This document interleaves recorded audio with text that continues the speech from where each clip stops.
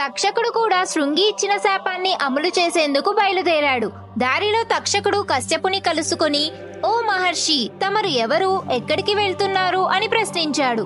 దానికి సమాధానంగా, నా పేరు కశ్యపుడు. తక్షకుడు అనే సర్పము బారి నుండి పరీక్షిత్తును రక్షించి తగు బహుమానం పొందడానికి వెళ్తున్నాను అని చెప్పాడు.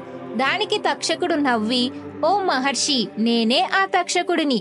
పిడుగు పడ్డవాడైనా బతకవచ్చు, కానీ నేను కాటు వేసినవాడు బతకడం కష్టం.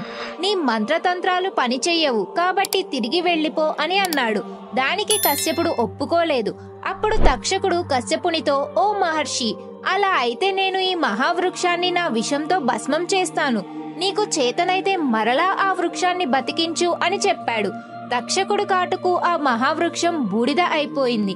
వెంటనే కశ్యపుడు ఆ బూడిదనంతా కుప్పగా చేసి తన మంత్రశక్తి చేత ఆ మహావృక్షాన్ని పూర్వము ఉన్న మాదిరి జీవింపజేశాడు. అది చూసిన తక్షకుడు ఆశ్చర్యపోయాడు. తరువాత తక్షకుడు, ఓ మహాత్మా, శృంగి ఇచ్చిన శాపం తిరుగులేనిది. అందువలన పరీక్షితు బతకడు.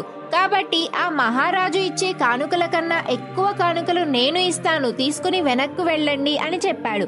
అది విన్న కశ్యపుడు జరగబోయే దానిని తన దివ్య దృష్టితో ముందే తెలుసుకొని తక్షకుడు ఇచ్చిన కానుకలు తీసుకుని వెనక్కు వెళ్లిపోయాడు. అయితే ఆ వృక్షం బూడిద కాకముందు ఆ వృక్షం మీద ఒకడు కట్టెలు కొడుతూ ఉన్నాడు.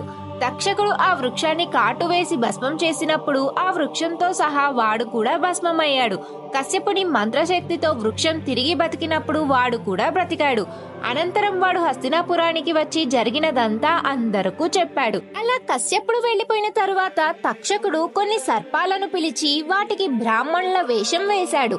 అనంతరం వారికి పూలు పండ్లు ఇచ్చి అందులో ఒక ఫలంలో తక్షకుడు ఒక నల్లని క్రిమిలాగా దాక్కొని ఆ పండ్లను తీసుకుని వెళ్లి పరీక్షిత్తుకి ఇవ్వమని చెప్పాడు.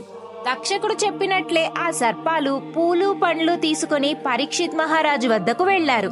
ఆ బ్రాహ్మణులను చూసి పరీక్షిత్ వారందరినీ సాదరంగా ఆహ్వానించి వారు ఇచ్చిన పూలను పండ్లను స్వీకరించాడు. కాసేపటికి కొన్ని ఫలాలను అక్కడున్న మంత్రులకు ఇచ్చి తాను కూడా ఒక పండును తీసుకుని వలిచాడు. అప్పుడు అందులో నల్లని క్రిమిలాగా దాక్కున్న తక్షకుడు విషాగ్నులు చిమ్ముతూ పెద్దదిగా అయి పరీక్షిత్తును కాటువేశాడు. అది చూసి అక్కడున్న మంత్రులు సేవకులు పారిపోయారు. ఆ విషజ్వాలలకు పరీక్షితున్న భవనం భస్మమైంది. తరువాత బ్రాహ్మణులు నీ తండ్రికి కర్మకాండలు జరిపించారు. కానీ ఓ జనమేజయ మహారాజా, ఇదంతా తప్పు అని తెలిసి కూడా ఆ తక్షకుడు ఒక బ్రాహ్మణుడి ప్రేరణతో నీ తండ్రి మరణానికి కారకుడయ్యాడు. కాబట్టి నువ్వు కూడా బ్రాహ్మణులను పిలిపించి సర్పయాగం చేసి ఆ తక్షకుడితో సహా పాములన్నిటినీ కూడా అంతం చెయ్యి అని మంత్రులు జనమేజయుడికి చెప్పారు.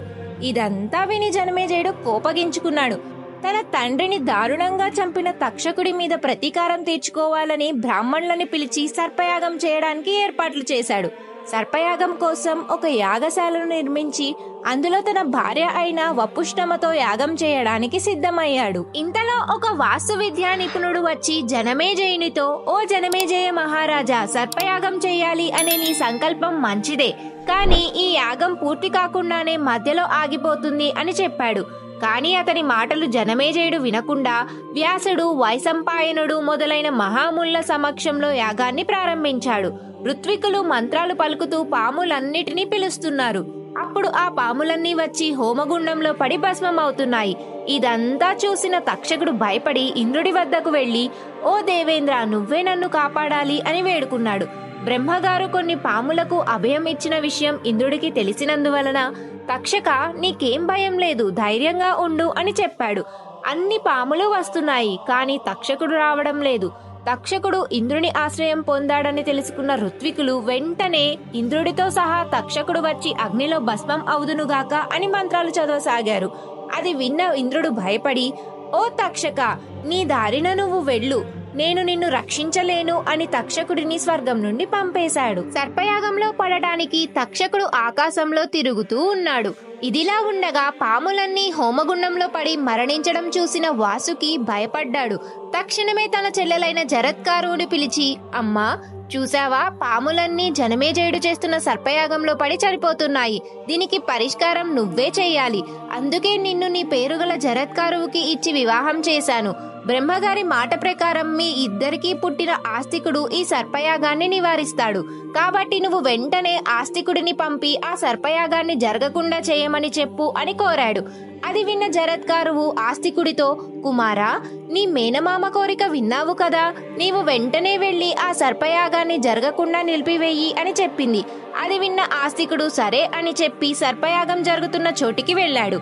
ఆస్తికుడు రావడం చూసిన జనమేజయుడు అతనిని సాదరంగా ఆహ్వానించి అతిథి మర్యాదలు చేశాడు. తర్వాత ఆస్తికుడు జనమేజయునితో, మహారాజా, నీ పూర్వీకులైన మాంధాత, రఘువు, దశరథుడు, రాముడు, ధర్మరాజు మొదలైన మహారాజులలో ఉన్న ఉత్తమ గుణాలన్నీ నీలో ఉన్నాయి. ఇప్పుడు నువ్వు చేస్తున్న సర్పయాగాన్ని నిర్వహిస్తున్న వారు కూడా సమస్త శాస్త్రాలు ఎరిగిన వారు. వ్యాసుడు, వైశంపాయనుడు మొదలైన మహామునులు నీ యాగానికి వచ్చారు అంటేనే ఆ యాగం ఎంత గొప్పదో అర్థమవుతుంది. ఇలాంటి ఎన్నో యజ్ఞయాగాలు చేసి పుణ్యాత్ముడవయ్యావు అని జనమేజయుణ్ణి పొగిడాడు. దానికి జనమేజయుడు సంతోషించి, మహర్షి, నీకేం వరం కావాలో కోరుకో, దానిని నేను తప్పక ఇస్తాను అని అన్నాడు. అప్పుడు ఆస్తికుడు, మహారాజా, నీవు వెంటనే ఈ సర్పయాగాన్ని ఆపుచేసి నాకు బంధువులైన పాములను రక్షించండి అని కోరాడు. ఆస్తికుడు మాటలకు జనమేజయుడు ఆలోచనలో పడ్డాడు.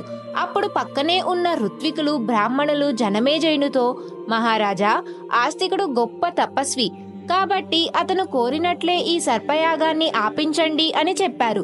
అప్పుడు జనమేజయుడు అటు ఆస్తికుని కోరిక, ఇటు సకల బ్రాహ్మణుల ప్రార్థనలను మన్నించి సర్పయాగాన్ని ఆపించాడు. తర్వాత ఆస్తికుడు సర్పయాగంలో పడడానికి సిద్ధంగా ఉన్న తక్షకుడిని చూసి, ఓ తక్షక, సర్పయాగం ఆగిపోయింది, తిరిగి వెళ్ళిపో అని చెప్పాడు. ఆ మాటలు విన్న తక్షకుడు సంతోషించి నాగలోకం వెళ్ళిపోయాడు. అనంతరం ఆస్తికుడు సర్పయాగాన్ని ఆపించి మిగిలిన పాములను కాపాడినందుకు గాను యాగశాలలోని వారంతా ఆస్తికుడిని ప్రశంసించారు. తర్వాత జనమేజయుడు యాగానికి విచ్చేసిన ఋత్వికులకు, బ్రాహ్మణులకు దక్షిణలు, సంభావనలు ఇచ్చి సత్కరించాడు. ఒకరోజు జనమేజయుడు వ్యాస భగవానుడితో, మహాత్మా, మీలాంటి పూజ్యులు భీష్ముడు లాంటి కురువృద్ధుల దగ్గర ఉండి మరీ కురు సామ్రాజ్యాన్ని పంచి ఇచ్చారు కదా, అలాంటప్పుడు హాయిగా రాజ్య సుఖాలని అనుభవించకుండా పాండవులు, కౌరవులు ఎందుకు యుద్ధం చేసుకున్నారు? అసలు అన్నదమ్ముల మధ్య కలహం ఎందుకు పుట్టింది? నా తాత ముత్తాతల గురించి తెలుసుకోవాలని కోరికగా ఉంది, దయచేసి వివరించండి అని చేతులు జోడించి ప్రార్థించాడు. అప్పుడు వ్యాస భగవానుడు తన పక్కనే ఉన్న వైశంపాయనుడిని చూసి, వైశంపాయన, భారత కథను జనమేజయుడికి వివరించు అని ఆదేశించాడు.